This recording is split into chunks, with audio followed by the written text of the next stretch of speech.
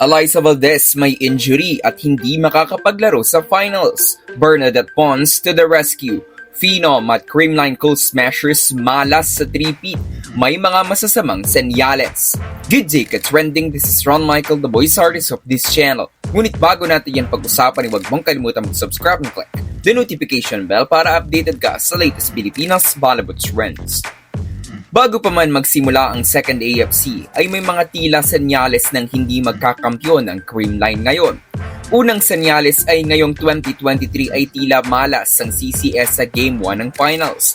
Noong first All-Filipino ay natalo sila ng Petrogas Angels sa Game 1. Sa nakalipas naman na Invitationals ay natalo naman ng Creamline sa winner-take-all Finals laban sa Kurashiki Ablaze, kaya't hindi sila pinalad na madepensahan ng kanilang Invitational Conference crown. Sa darating na Webes ay makikita natin kung malas nga ba talaga ang Cold Smashers tuwing Game 1 ng Championship Series or nagkataon lang ang nakalipas na 2 conferences. Pangalawang hindi magandang signo sa yang mailap na 3-peat for Alyssa Valdez and the rest of Team Good Vibes. Para sa mga hindi nakakaalam, on the road for a 3-peat championship ang Creamline ngayong second AFC. Ito ay matapos ang kanilang ginto noong 2022 Open at noong 2023 First All-Filipino. At kung pagbabasehan natin ang mga nakalipas na kampanya nila Alyssa at ng Creamline for a 3-peat ay bigo sila. Una ay sa UAAP. 2-time defending champions ang Ateneo noong season 78 pero na-dethrone ng Lasal ang Lady Eagles kaya't hindi nakagraduate as a champion si Alyssa at nabigo siya kasama nila Gia Morado para sa 3 straight championships ng Ateneo.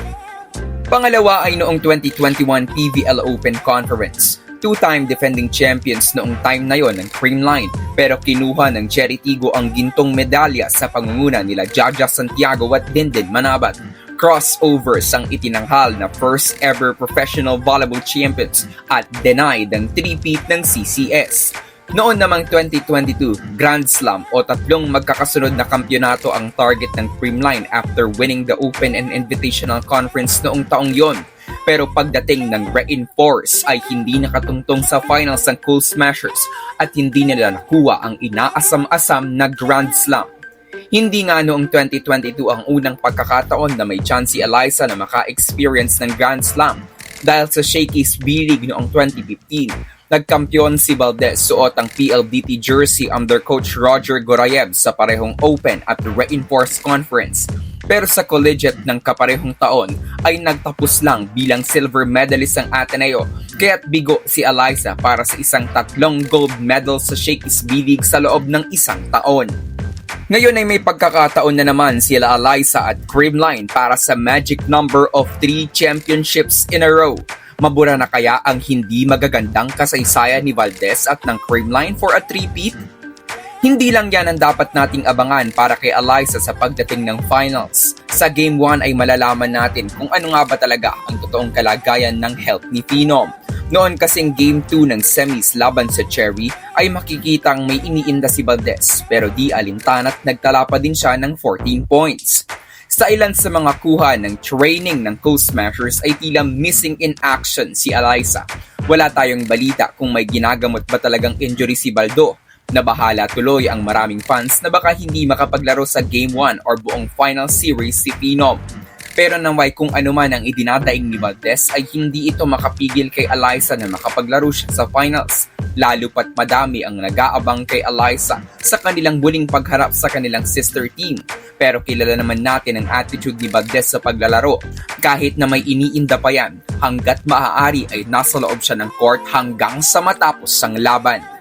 Subalit kung sakaling hindi talaga makapaglaro si Ineng or medyo tumagilid ang kanyang performance sa loob ng court, nandyan naman si Bernadette Pons or even si Mitch Gumabaw para rumesback kay Valdez.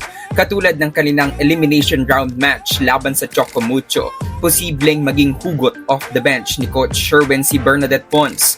Nakita natin kung paano nahirapang basahin ng Titan si Pons, lalo na ang mga down-the-line attacks nito at masasabi nating hindi napaghandaan ng gusto ng Chocomucho si Bernadette.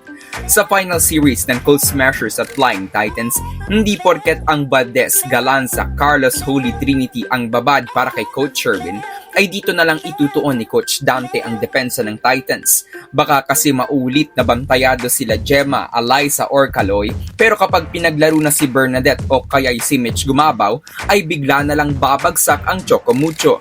Kaya naman para sa Titans, be prepared sa dami ng bala na pwedeng isalang sa panig ng Creamline.